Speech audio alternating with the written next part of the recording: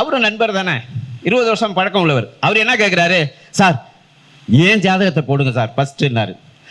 போட்டுருவோம் போட்டுருவோம் அப்படின்னு அவர் ஜாதகத்தை போட்டேன்.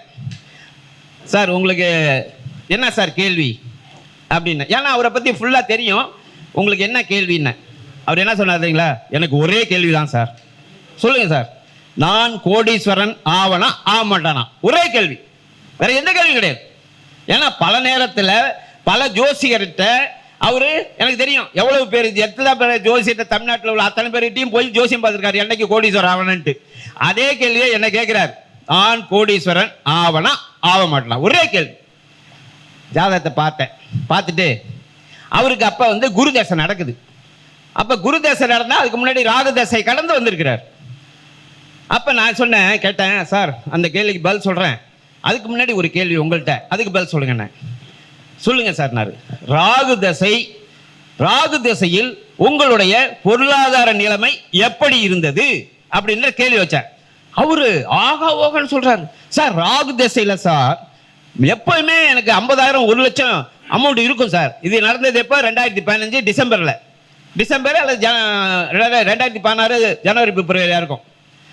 ராகு தசையில் அமௌண்ட், அவர் கம்ப்யூட்டர் இன்ஜினியரு, காலேஜிலலாம் பார்த்தீங்கன்னா அப்போ 50 கம்ப்யூட்டர் 100 கம்ப்யூட்டர் செக்ஷன் வைக்கும்போது அவ கொண்டு வைப்பாங்க, 100-200 கம்ப்யூட்டர்லாம் வைப்பாங்க.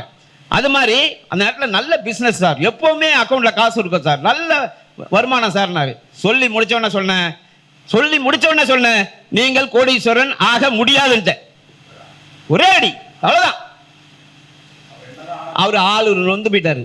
ஏன் என்று சொன்னால் அவருடைய ஜாதகத்தில் ராகு ஒருவனே பொருளாதாரத்தை கூட யோக கிரகம். அவருடைய ஜாதகத்தில் ராகு ஒரு கிரகம் தான் பொருளாதாரத்துக்கு சிறந்த கிரகம். அட்டகாசமா தெரியுது. என்னுடைய ஸ்கேன் ரிப்போர்ட் நான் சொல்லுவேன், யாரு ஒரு ஜாதகத்தையும் கூட ஸ்கேன் எடுத்துருவா, எம்ஆர்ஐ ஸ்கேன் எடுத்துருவோன்னு அப்படின்ட்டு அவரை ஒரு மாதிரி வந்துட்டாரு. ஏன் என்று சொன்னால் ராகு திசையில் பொருளாதாரம் நல்லா இருந்துச்சுன்னு அவரே சொல்லிட்டாரு, சிறப்பாக இருந்துச்சு, அக்கௌண்ட்ல எப்பயுமே காசு இருந்துச்சு. அடுத்து வர்ற அது 80% ராகு தசை, குரு தசை 60%. என்ன சார் முடிக்கணுமா? இருங்க, நான் ஒன்றும் சப்ஜெக்டுக்கு இல்லை, அவுட்லைன் தான் போயிட்டு இருக்கேன். வர முடிச்சிடறேன். அப்ப அடுத்து வர்ற ராகு தசை 80% பொருளாதாரத்துக்கு வச்சு தசை நடத்தது, நல்ல பொருளாதாரம் கிடைச்சது. குரு தசை 55 போயிடுச்சு, பொருளாதாரம் கிடைக்குமா? அடுத்து வர சனி தசை அதுவும் 50 வச்சிருக்கு. அவ்வளோதான், லைஃப் எண்டு வரைக்கும் பொருளாதாரத்தில் முண்ட முடியாது சார். உடல்நிலை நல்லா இருக்கும், அக வாழ்க்கைக்கு சிறப்பாக இருக்கு குரு. சனி பின்னாடி வர்ற சனி தசையும் அக வாழ்க்கைக்கு நல்லா இருக்க வழிய பொருளாதாரத்துக்கு சிறப்பு இல்லை.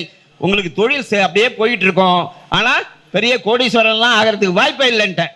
அவர் 1 வாரம் கழிச்சு வந்தார், கொஞ்சம் வருத்தமாக தான் இருந்துச்சு, என்னால் மனசை தேத்திக்கிட்டேன். நீ மனசை தேத்தினாலும் சரி தேத்தலைன்னாலும் சரி விதியது தான். ஆனால் இப்போ என்ன நினச்சி தெரியுங்களா, அதுக்கு முன்னாடி யோகா போக மாட்டார், தியானம் பண்ண மாட்டார். இந்த பீரியடில் தான் யோகாசனம் போகிறாரு, தியானம் பண்ணுறாரு, மூச்சு எல்லாம். ஏன் சனி பகவான் ஒற்றைப்படை பாவங்களை வச்சுக்கிட்டு இருக்கு, அது அதில் அந்த போச்சு. இப்படி என்றாகும் போதே குழந்தை சார், நான் கேபிக்கு குழந்தை. அப்படி குழந்தையா இருக்கும் போது அந்த சிறப்பான பலனை சொல்ல முடியுதுன்னா எப்படி சொல்ல முடியுது? அதுதான் இதனுடைய சிறப்பை. இப்போ சொல்கிறேன், எப்படி ஜோதிடம் சொல்கிறீங்க அப்படின்ட்டு. ஐயா வேற டைம் கம்மியாக இருக்குன்ட்டாரு. நான் வந்து என்ன சொல்லுவேன்னா, இப்போ முடிச்சிடறேன், ஒரு 2 பேப்பரை காமிச்சிட்டு முடிச்சிடறேன். நாங்கள் எப்படி பலன் சொல்கிறோம் அப்படின்னா, ஒரு பலன் சொல்லும் போது நீங்கள் என்னென்னலாம் பார்ப்பீங்க, சும்மா லக்னம் தெரியணும், ஃபஸ்ட்டு லக்னத்தை பார்ப்பீங்க, அப்புறம் ராசியை பார்ப்பீங்க, என்ன நட்சத்திரம்னு பார்ப்பீங்க, அப்போ கிரகம் எத்தனை இடத்துல 2ல் இருக்கா 3ல் இருக்கா 12 இடத்துல எங்கே இருக்குன்னு பார்ப்பீங்களா? இதை பார்த்தா தானே பலன் சொல்ல முடியும். நான் ஒன்றுமே பார்க்கறதில்ல, லக்னம் தெரிய பார்க்கறதில்ல, ராசி பார்க்கறதில்ல, நட்சத்திரம் பார்க்கறதில்ல, ஒன்றுத்தையும் பார்க்கறதில்ல. ஆனால் பலன் சொல்லிடுவோம். ஒன்றுத்தையும் பார்க்கறதில்ல சார், பலன் சொல்லிடுவோம். ஆமாம் ஆமாம் ஆமான்னு தான் சொல்லுவாங்க. அது எப்படி சொல்கிறோம் அப்படின்னா, ஒரு ஜாதகம் எடுக்கிறேன் பாருங்க. நான் ஸ்கேன் ரிப்போர்ட்னு சொல்லியிருக்கேன் உங்களுக்கு. ஸ்கேன் ரிப்போர்ட் இது வந்து பாருங்க, இதான் ஸ்கேன் ரிப்போர்ட். இது வந்து மேல ஒரு படம் இருக்கு, கீழே ஒரு படம் இருக்கா? மேல இருக்கிறது பொருளாதாரம். 9 கிரகம் பொருளாதாரத்துக்கு எந்தெந்த கிரகம் சிறப்பாக இருக்கிறது, கீழே இருக்கிறதுக்கு அக வாழ்க்கை பொருள் அல்லாத வாழ்க்கை. நமது மனித வாழ்க்கை என்பது அகமும் புறமுமாக உள்ளது. ஃபர்ஸ்ட் அதை புரிஞ்சுக்கணும். புரியாது புரியாது புரியாது சாப்ட்வேருக்குள்ள வந்தாதான் புரியும்.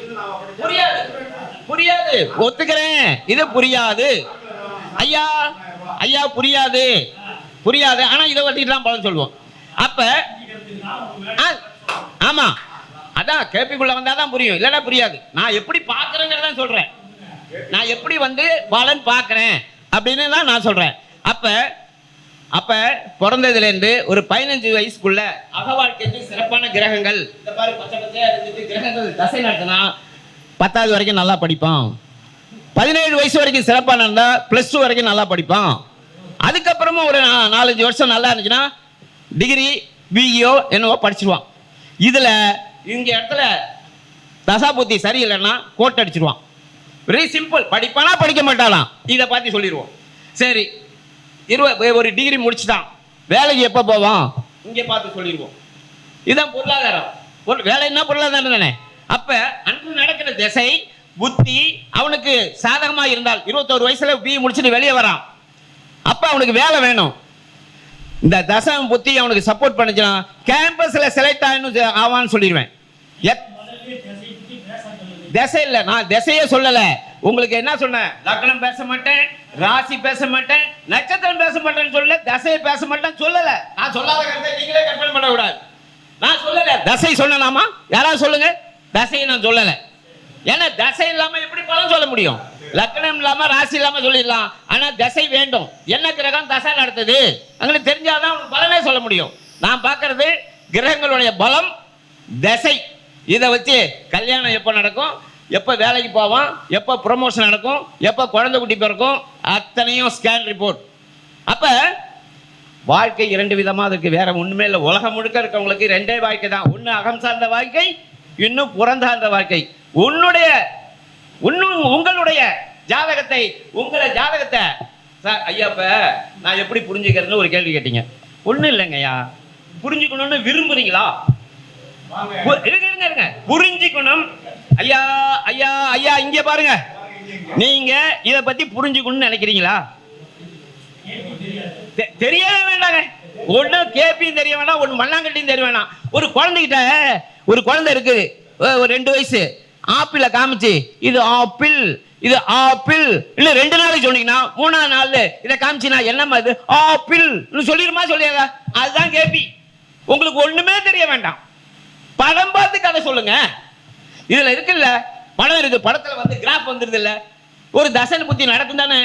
தசை புத்தி நடக்குது, அது பொருளாதாரத்துக்கு நடக்குதா அக வாழ்க்கை நடக்குதான்னு இதை படத்தை பார்த்தாலும் தெரியும். உங்களுக்கு ஒண்ணுமே தெரிய வேண்டாம். அது தசா புத்தி நடத்தும் போது அந்த படத்துல வருது என்ன தசை என்ன புத்தின்னு, அதை பார்த்து சொல்லிட்டு போங்களேன்.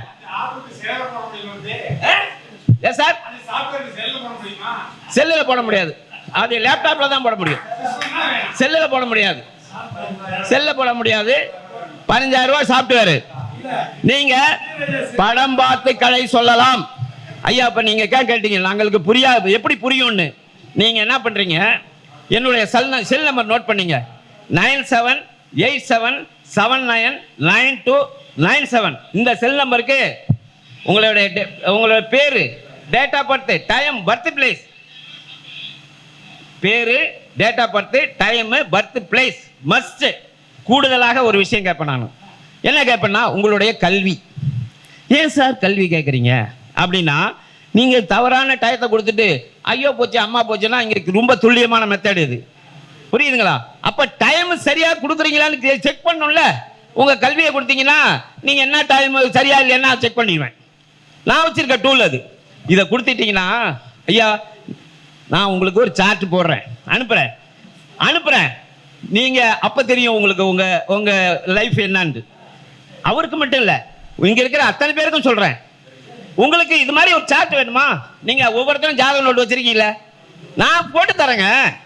நீங்க சாப்பிட்டு வேணாம், லேப்டாப் வேணாம், இதை உங்களுக்கு ஃப்ரீயா உங்களுக்கு வாட்ஸ்அப்ல அனுப்பி விடுறேன். சார். சார் நான் தான் தரேன்னு சொல்றேன் சார். நான் தர மாட்டேன், நான் அப்படியே யாருக்கும் சொல்ல மாட்டேன்னு ஒதுக்கி வச்சிருக்கேன். நான் பதிக்க வைக்கல, எல்லாரும் உலகத்துக்கே சொல்றேன். நீங்க எத்தனையோ ஜோதிடர்கள் என்கிட்ட வந்து ஜாதகம் போட்டு வாங்கியிருக்காங்க. ஒருத்தர் அவர் ஜோதிடர் வாங்கியிருக்காரு. அவர்கிட்ட சொன்னேன், யோ உனக்கு உங்க மாமியார் தான் ஏன் நிறைய ஹெல்ப் பண்ணுதுன்னு. ஆமா சார், அவங்க தான் அப்பப்போ காசு கொடுக்குறாங்கன்னாரு. மாமியார் எந்த பாவம்? 10ஆம் பாவம். இங்க பாருங்க, 10ஆம் பாவம். இது வந்து இங்க பாருங்க 12 பாவம் கிராஸ் இருக்குது. வாங்கி வந்த இறை கொடுப்பனை இது. 12 பாவத்துக்கு ஸ்கேன் ரிப்போர்ட். இந்த பக்கம் பொருளாதாரத்துக்கு அகவாட்டை. 10ஆம் பாவம், 10ஆம் பாவம் இங்க பாருங்க, 10ஆம் பாவம் பலமா இருந்தா மாமியார் உதவி செய்வாங்க. 3ஆம் பாவம் சிறப்பா இருந்தா மாமனார் உதவி செய்வாரு. இங்க மாமனார் ஊத்திக்கிட்டான்னு வச்சுக்க, மாமனார் 5 பைசா கிடைக்காது, மாமியார் தான் கிடைக்கும். எல்லாமே சொந்த பந்தங்கள் 12 கட்டக்குள்ள தானே இருக்கு. இங்க 12 கட்டத்துக்கு ஒரு ரிசல்ட் எடுத்துருவோம். அப்ப யாரு உனக்கு உதவி செய்வா? பொண்டாட்டி சம்பாதிக்குமா சம்பாதிக்காதா? 7ஆம் பாவம் வலுவா இருந்தா பொண்டாட்டி சம்பாதிக்க சொல்லிட்டு போங்களேன். சுக்கிரனும் 7ஆம் பாவமும் இரட்டைப்படை பாவங்களை தொடர்பு கொண்டா பொண்டாட்டி வேலைக்கு போகணும்னு சொல்லுங்க. ஆமா சார், இங்க கிரகத்தையும் பார்க்க வேணாம், ஆட்சி பார்க்க வேணாம், சாரம். ஐயா விசுவர்நாடி சொல்லுவார், சாரம் பாருங்க, சாரம். அவர் ஐயா சொல்லும் போது பாத்தீங்கன்னா, இந்த கிரகம் இந்த சாரம் வாங்கிச்சா, அந்த கிரகம் இந்த சாரம் வச்சா, அந்த கிரகம் இந்த காலம் வச்சா, இப்படியே சுத்திக்கிட்டே இருப்பார். 4 கிரகத்துக்கு சாயம் பார்ப்பாரு. நம்ம எங்க ஆரம்பிச்சாலும் மறந்து போயிடும். அவரு எக்ஸ்பீரியன்ஸ் இருக்கு, அடிச்சிடறாரு. அவருடைய ஸ்பீச்சை கேட்டோம்னா, இந்த கிரகம் இந்த கால் வச்சு, அந்த காலம் அந்த கால் வச்சு, நான் எந்த காலில் நிற்கிறேன் எனக்கு தெரியாது. இங்க அதெல்லாம் கிடையாது. Scan report, MRI scan. யாரும் ஒரு ஆளு கூட இதுல வந்து தப்பிக்கவே முடியாது. எவ்வளவு பெரிய ஆளுனாலும் ஜாதகத்தை கொடுங்க, பிச்சு வச்சிருவோம். லைஃப்ல ஒரு ஆளு கூட இன்ன வரைக்கும் மறுக்கவில்லை. நேரம் கருதி என்னுடைய உரையை இத்துடன் முடிக்கிறேன். நீங்க எல்லாம் இந்த நம்பருக்கு உங்களுக்கு ஜாதகம் வேணும்னா அனுப்பி விடுங்க சார், வாங்கி பாருங்க சார். ரைட்டா? இந்த திருச்செங்கோடு ஜோதிட ஆராய்ச்சியல் சங்கத்துக்கு தலைவர், செயலாளர், பொருளாளர் அனைவருக்கும் நன்றி கூறி என்னுடைய உரையை இத்துடன் முடிக்கிறேன். நன்றி, வணக்கம், வாழ்த்துக்கள்.